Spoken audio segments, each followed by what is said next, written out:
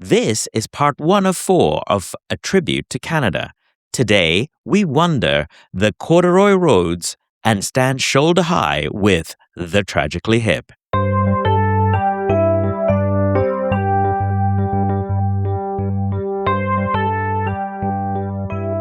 Welcome to Tales Under the Cat Tree. I'm your host, Dupes, and these are tales by humans for humans. After all, words and stories are what give meaning to the worlds we live in.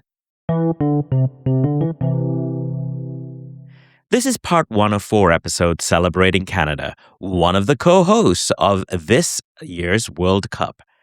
On July 1st, it is Canada Day, and this year, in 2026, it will be my 25th anniversary as a Canadian citizen. It is the country I choose to call home. Canada has as many problems as any other country. As we speak, Alberta, a province I called home for near a decade, is preparing for a referendum on separating from the country. Today's episode is about something that brings us together, though, and that is music. And about a specific band that you probably have never heard of unless you are a Canadian or know a Canadian of the generations between 1980 and 2015. That band is the Tragically Hip. When it comes to the hip, as we like to call them, I cannot think of a bigger fan than my friend Eddie from Newfoundland and Labrador. Over many drinks, we have often philosophized and spoken about music and what it means to us. We will talk a lot about the band. So who are they? The band members were Rob Baker, Gord Downie, Johnny Fay, Paul Langlois, and Gord Sinclair. Gord Downie, the lead singer, was diagnosed with terminal brain cancer in 2015. At the end of the episode, I have an essay that I wrote in 2017, shortly after Gord Downie had passed away from his cancer. The essay was written 6 months into my life here in Helsinki, Finland, and after a short visit from Eddie. But first, here's my conversation with Eddie, and for a chance to introduce you to the Tragically Hip and what they mean to Canada and to us. Hi, I'm Eddie. I'm an old friend of Dupes. Eddie, you and I have known each other for a very long time, over 30 years, from one side of Canada to the other side of Canada, countries around the world, from Sri Lanka to Finland. But one thing has been common. Whenever you and I have met, we have talked about the country we're from, the places we're from, and the music. One of the things that I'm trying to do with the setup episodes about Canada is to bring some part of Canada to the world. Because one of the strange things that I didn't even notice when I was in Canada, because of Canadian content rules on the radio, I didn't half the time knew that some of the music I was listening to was Canadian.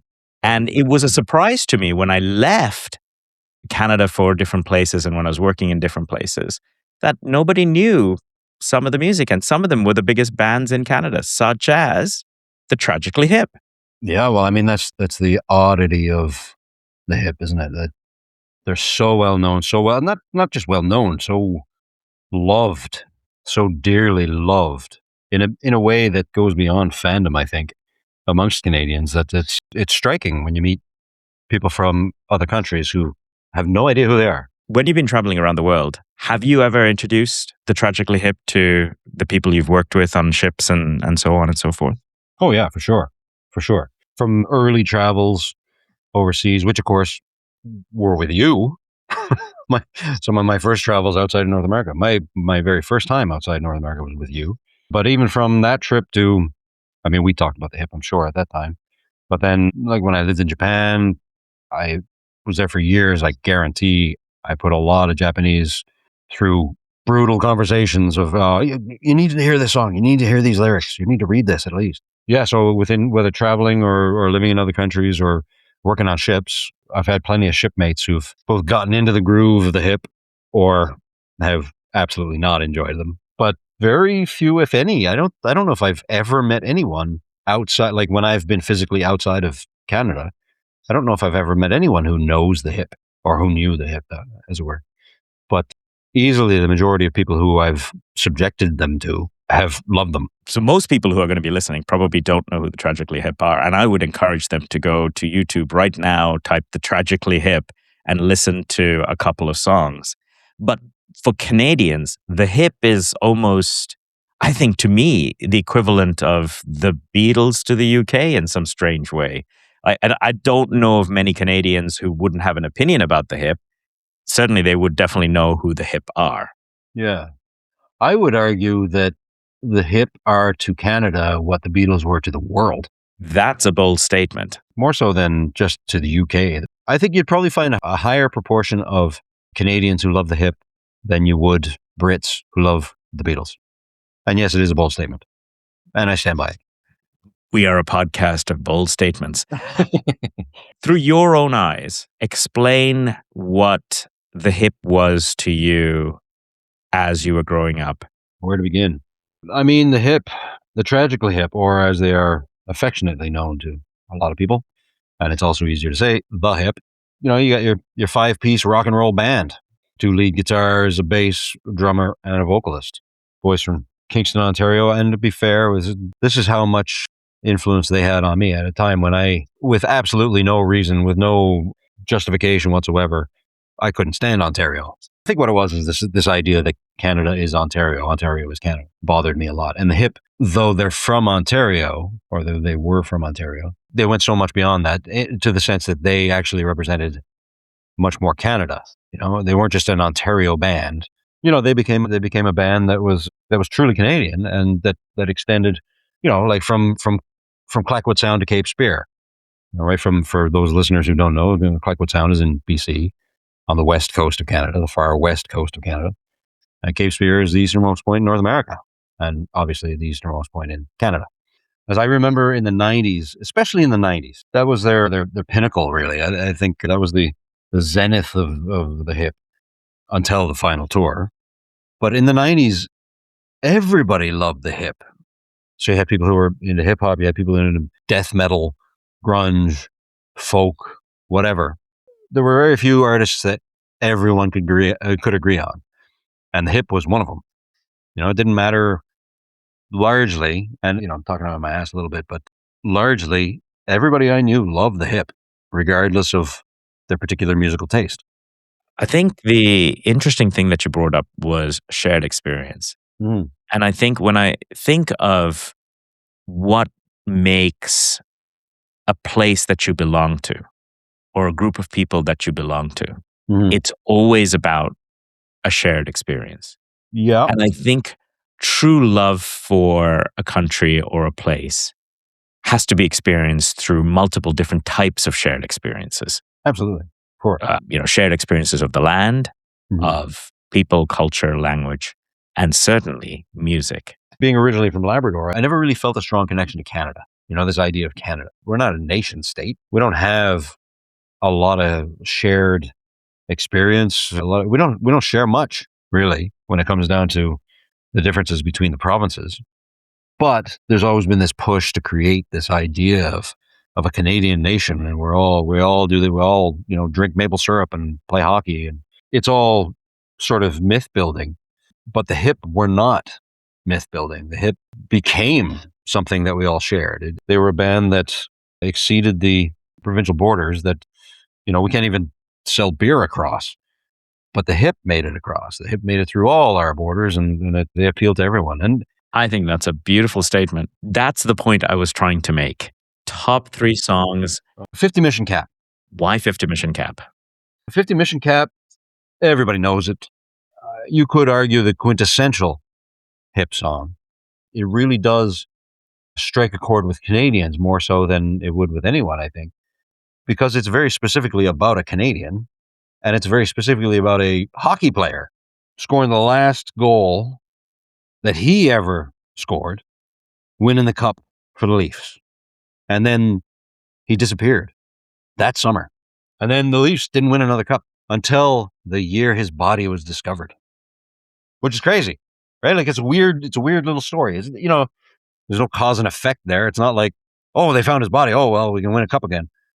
Jesus, they'd have to find a lot of bodies for the Leafs to win a cup again. I mean, it's been, what, 60 years? Yeah. And it's kind of ironic that the first song that I would say reminds me of a place and time would be 50 Mission Cap, because the next one also relates to it in terms of hockey. And I can't stand hockey. I don't like hockey. I never liked hockey. This is another one that refers to, very Canadian experience, but the big 72 game, right? Fireworks. The song Fireworks. It seems like it's a song about the 72 series between Canada and the USSR, and how Canada came out triumphant and, defeated all that hubris. And it is, but it's also about a relationship. It's a love song. But what connects it is the hockey thing. The lyrics in Fireworks. You said you didn't give a fuck about hockey, and I'd never heard anyone say that before. That speaks to me. I never cared about hockey. I never liked it. Third on a toss-up, Wheat Kings, so Canadian. And here's something. Unless you lived through it, and this is the thing I think with a lot of hip songs, is that it probably speaks to, and why it doesn't speak to the younger generations in the same way, it speaks to people's actual experiences. It's not just, oh yeah, he mentions, Cape Spear. Comments like in Wheat Kings, when he's talking about Knowlton Nash reading out the news. I don't even think he says Knowlton Nash. I think he's just Knowlton giving the news or something like that. Knowlton Nash was the face of CBC when I was a kid. In 1982, we had this massive storm in Labrador that shut down the whole city.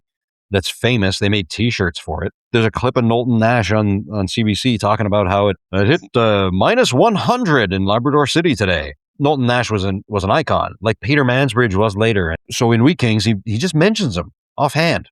He doesn't even give him his full name, but that strikes that nostalgia chord that draws you in because, yeah, I remember that. That's, when I was a kid, saw Knowlton all the time, heard Knowlton all the time. And you don't even think about that because the line is not even a big thing, right? Bob Cajun, which I think he just chose the name because it was a cool name. It has nothing to do with the actual town of Bob Cajun, apparently. I think with Bob Cajun, aside from the fact that it's a beautiful song, even before I saw the video, was this riding on horseback. He was a security officer, riding on horseback, keeping order restored. Tell the men they couldn't hang, which apparently was the name of a band, actually. The Men They Couldn't Hang. Stepped to the mic and sang, and it rang with that Aryan twang. Like that Aryan twang just, it gets me, It's another example of how the hip reflected Canadian culture, but it very much reflected something, and I'm going to paraphrase him, but something Gord said about Canada before he died was that the Canada I love it's not Canada as it is, or the Canada as it was. It's the Canada as it could be, should be, and will be. I think that is actually a beautiful way to end this because that is exactly the whole point of this. Eddie, yeah, thank you so much for coming on the show with me. My pleasure. Thanks. It was good to see you. But he won't travel long alone. November 2017. I'm homesick. It's winter and the sky is almost perpetually dark here in Helsinki. Cold rain whips against the windows. My good friend from home in Canada, Eddie, has just left for the Helsinki airport after a lightning visit that honestly felt like a beer-fueled tornado. We had toasted our short reunion with some whiskey and watched the Tragically Hip documentary, long time running. Perhaps it's a scotch. Perhaps it's the melancholy of spending a few days with a dear friend who has now left. Perhaps it's the documentary of the Hip's last tour. But I'm definitely homesick for you. Yes, you, my beautiful Canada. It's a certain sort of homesickness that is hard to put into words, and even harder to explain to those not from Canada. In all my travels and time abroad, I have failed to explain the Hip, but perhaps tonight this melancholia might show me a way to explain it in a way that makes some sort of sense. Perhaps I need to explain it using the entirety of the Tragically Hip as the soundtrack of, let's say, a road trip movie through the first 20 years of my life in Canada. So, part number 1, 1992 to 2001. I'll call it 18 years old and never kissed a girl. I was 17, and a newly arrived international student in St. John's, Newfoundland, Canada. Truth be told, I disliked the Tragically Hip. I could not quite understand or see their appeal. They sang about alien topics to an outsider. Ice hockey, Ontario, Toronto, the prairies. The album Fully Completely had just been released, and they had announced concert dates in St. John's. I remember people fighting over the complimentary tickets we received at the student newspaper where I worked. They all wanted to cover the event. I was not at all interested. In those days, I was as ignorant of Canada as most Canadians were of me and my origins. I didn't understand the varied environments, the weather, the First Nations, the history, and everything else. There was also a certain amount of self-protection in those early days in Canada. Perhaps accepting the hip meant coming to terms with accepting Canada as a country I wanted to live in and explore. For many years, this was an outcome I adamantly refused. Let's go to 2001 to 2007. I'll call this one at the 100th meridian, where the Great Plains begin. By the time the millennium rolled around, Canada and I had solidified some sort of relationship. I had become a citizen and now lived clear across the country in British Columbia. In my new car, I drove those corduroy roads of inner BC, and there really was weed standing shoulder high. I stood on top of hills and surveyed lands both east and west. They were devoid of human civilization, but marked by the tread of caribou, moose, and bear, all overseen by the eyes of eagles in keening flights through the whistling wind. The hip songs were starting to make sense. After a few years in British Columbia, on a lonely night in the woods, I pondered the endlessness of the stars and decided to move to Alberta. Edmonton, near the imaginary 100th meridian, was where I fully, completely understood the power of the hip. Their rhythms moved me and moved right through me in those days, blasting through my car radio. Annually, I would go on long Canada Day trips to discover new parts of this vast landscape. I drove the endless Yukon highways, past ancient falls in the Northwest Territories, and walked on the shoulders of glaciers in the Rockies. I drove through forgotten towns, fences, and ranches. I listened to the CBC on those lonely car drives, pondering Canada and what it meant to be Canadian. I went to Oilers games and witnessed the passion, the excitement, and the fervor that is imprinted in Canadian children from the moment they open their eyes. By then, I had drunk deep from the well of Canadian indoctrination. I had fallen deeply, madly, head over heels in love with ocean, mountain, pine, and prairie. And then we come to part number 3. I've been meaning to call you. 2007 to 2012. In one sleep-deprived, far too long drive across the prairies, I bid farewell to Alberta and moved to Canada's industrial heartland, Quebec and Ontario. Around the same time, despite being Canada's band, the Hip's popularity had waned. I too had stopped listening to them as much. Perhaps it was my own transformation. I was comfortable in my Canadianness and crisscrossing the country, writing, creating, and being an entrepreneur. Despite all this, the Hip continued to produce new music. However, like their audience, they were growing older. Gone were the youngsters floating through a vision of Canadian idealism. Now there were rock poets and prophets. While I'd hear the occasional song on the radio, they were not a constant in my playlist. When we drove the 401 between Montreal and Toronto, we played their old stuff as we passed Kingston, the Hip's hometown. Kingston was, frankly, a mere signpost off the 401, a pit stop to hide when the weather got bad and you had to escape a road that was bigger than us or larger than we bargained. And so we come to 2012, 2016, part 4. In a quirk of fate, that pit stop on the 401, Kingston, became my home and one of my favorite places in all of Canada. This was the Hip's home. Its K-Rock Center was the arena built so the Hip would have a place to play whenever they came home. If you drove Bath Road to Picton, you passed Millhaven Maximum Security Prison and the Bathhouse Studios. Longtime residents had a story about band member Rob Baker playing guitar in his backyard, waving at passers-by. They were just the boys A group of fellow Kingstonian entrepreneurs and I persevered in creating an international social business event called the Breakout Project. A highlight of the event was meeting Paul Langlois of the Hip and his other local band, the Campfire Liars Club. There were so many times when I saw him that I wanted to be a fanboy and tell him that as I discovered Canada, I had discovered the Tragically Hip. By this point, though, Gord Downie, the lead singer of the Tragically Hip, had been diagnosed with cancer. We knew the end was coming, but could we all accept it? And so, August 20th, 2016, the day of the final Hip concert. In Kingston, that day dawned with clear blue skies with the hint of a storm somewhere far to the south. Like everyone, everywhere in Canada, we had planned a party on a deck overlooking Lake Ontario. It was complete with a summer barbecue, beer, and of course, the Hip's music. We lined up for t-shirts, signed the big farewell card, and walked among the throngs, arm in arm with friends from Toronto and Montreal. As the last notes played, we watched a near full moon rise over Lake Ontario.